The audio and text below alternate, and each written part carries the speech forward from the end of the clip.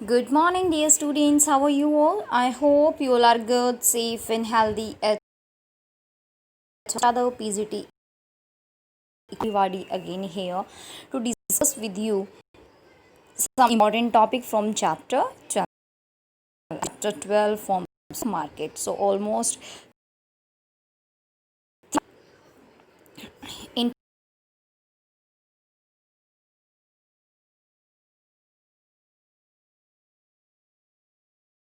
previous, then after was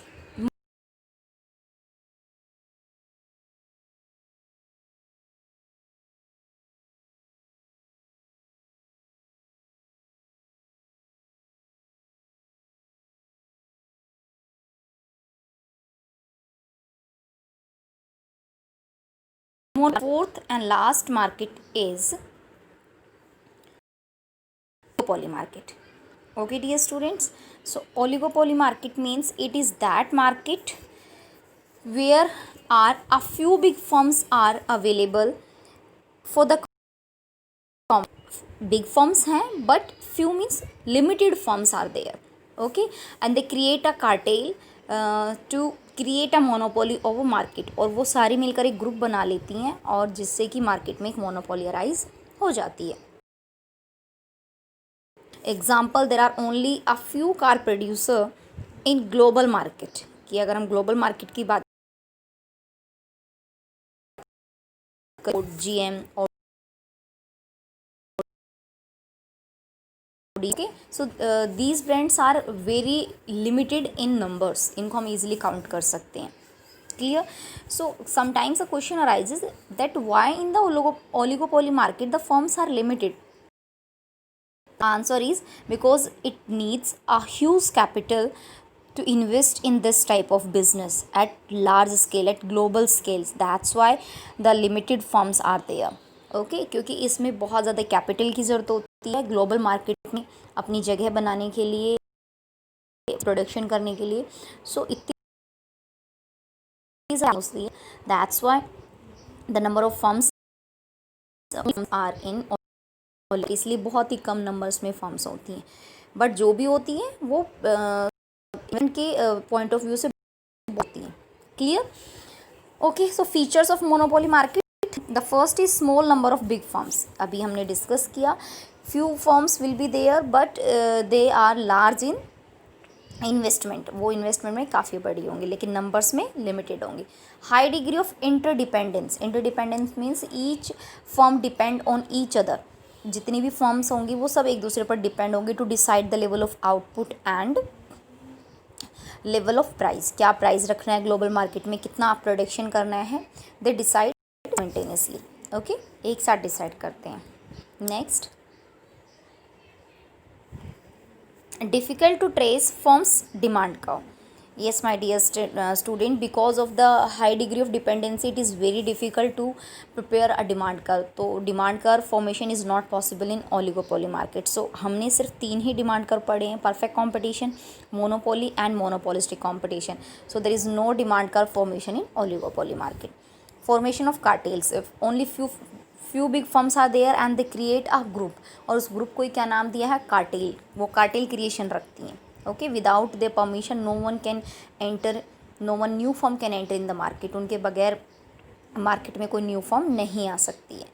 entry barrier same thing. Because of cartel creation there is a monopoly right of the firms. तो new entry पर barriers होती है, नहीं आ सकती है नई firms.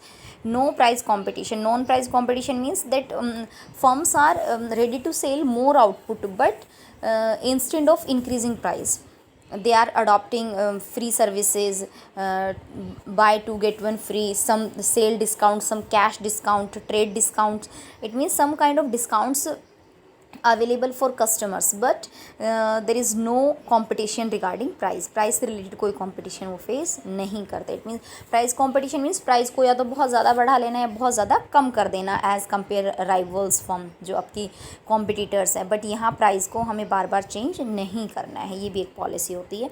Next, types of collusive and non collusive oligopoly. So my dear student, collusive means नाम से ही पता है, cooperative. It means firms are cooperating each other in to deciding their price and for the level of output. एक दूसरे को cooperate कर रही है firms. It means there is no cut throat competition. अगर प्राइस डिसाइड करना है तो दे आर डिसाइडिंग टुगेदर, और अगर उन्हें लेवल ऑफ आउटपुट डिसाइड करना है, same they are deciding together. Okay, तो कोलिसिव मीन्स मिलकर काम करना. And non collusive just opposite, there is no cooperation among the firms, there is a cut throat competition. गला काटने वाला कॉम्पिटिशन होता है. Okay, every firms wants to be number 1 in the global market. हर कोई अपने आप को नंबर 1 बनाने में लगा हुआ है. तो यहाँ कोई कॉपरेशन नहीं होता है. और सेकेंड फॉर्म होती है perfect oligopoly and imperfect oligopoly. Perfect oligopoly means that firms are producing homogeneous product, एक जैसा प्रोडक्ट बना रहे हैं, तो परफेक्ट ओलिगोपोली है. और imperfect oligopoly means that firms are producing differentiated product, heterogeneous, it means a differentiated product, अलग अलग प्रोडक्ट्स में डील कर रहे हैं. so this type of market known as imperfect oligopoly. clear dear students? okay, cartel creation clear. I hope you understand very easily that what is cartel creation. so now here is the basis, principal basis of market classification. Okay, it means अगर हमें differentiate करना है markets में तो हम किस तरीके से डिफ्रेंशिएट करेंगे. So dear student, here is the question. Number of buyers and sellers, हमें पता है large number of buyers and sellers in monopolistic and perfect competition, but only single seller in monopoly. Nature of commodity, so in perfect competition and monopoly, maybe homogeneous product is there, but in monopolistic product differentiation is there.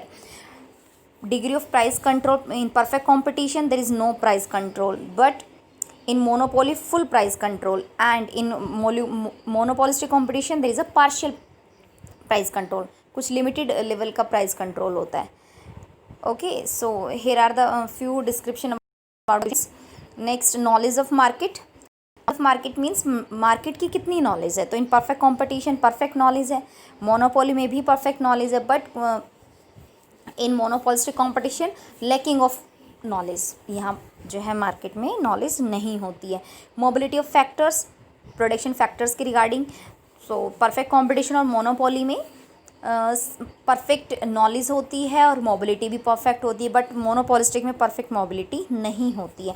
So my dear student, here are the several things which differentiated each and every market from each other. So dear student, just try to understand all the point and beta do all the discuss question in your fair notebook, and for the queries and doubts you can call me and send message also.